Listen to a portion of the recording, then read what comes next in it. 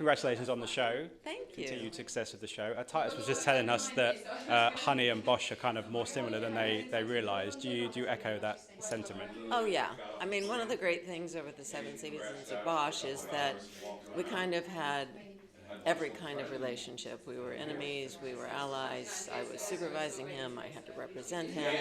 It's always been prickly, it's always been challenging. And I think what everybody sort of came to realize at a certain point is that kind of at their core, they're very similar people. And that's probably why kind of the sparks tend to fly with them.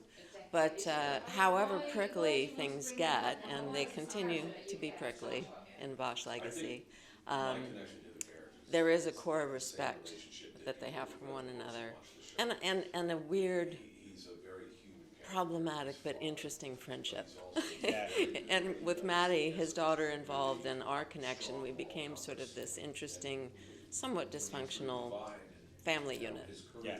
And have you been surprised by the way that the show has gone and the success that it's had? Because it's kind of gone global now, and it's reached parts of the world that it may not have reached because of streaming and everything. Yeah, it's astonishing. I've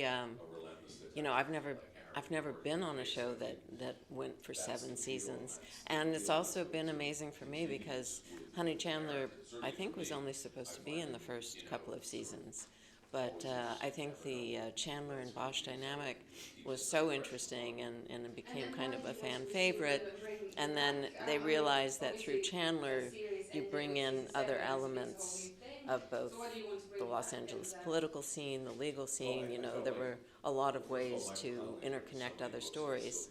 So blessed, I stayed in through all 7 seasons, and then it was a massive, incredible surprise to find out that it wasn't the last season, and I didn't have to say goodbye to this character.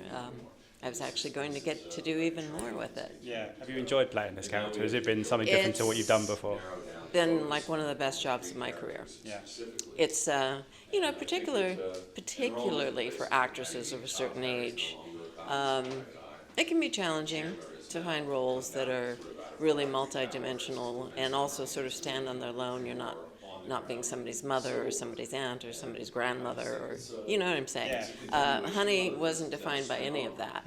Honey's Honey, and she's strong, and she's smart, and she's complicated, and I get to keep playing her. Yeah, amazing. And as a final question, I saw an interview with an old friend of yours, Mr. Mike Myers, yesterday about his new show, and he was talking about Austin Powers 4, maybe. This year marks 25 years of Austin Powers. I mean, the legacy of that series has just been, particularly over here, just insane. I mean, are you still shocked that people are, because young audiences are now discovering the genius of Mike and all of the Austin Powers franchise? Everything about Austin Powers was a shock, because at the time when we made the movie, Mike, who's a comic genius, for whatever reason, his career was in a bit of a slump.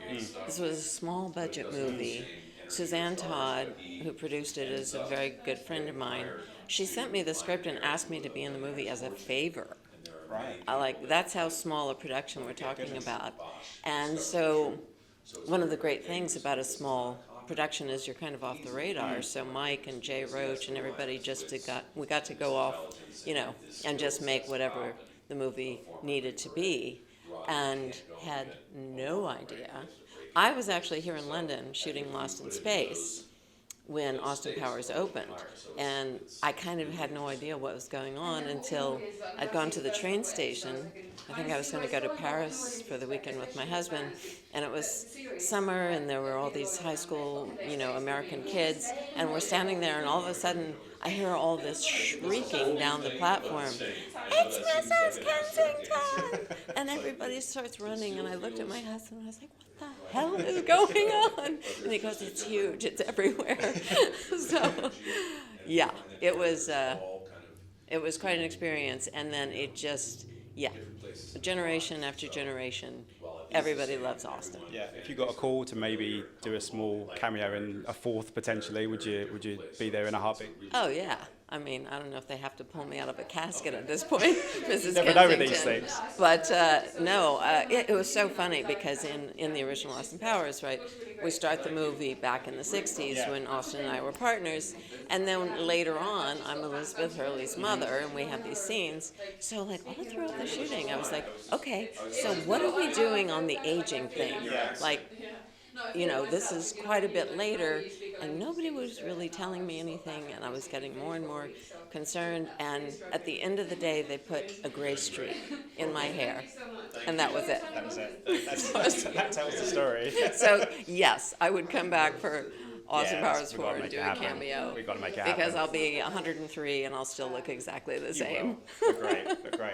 Thank you so much for your time. It was a pleasure chatting to you. Have a good evening. Thank you. Ladies and gentlemen, you're watching Hey You Guys!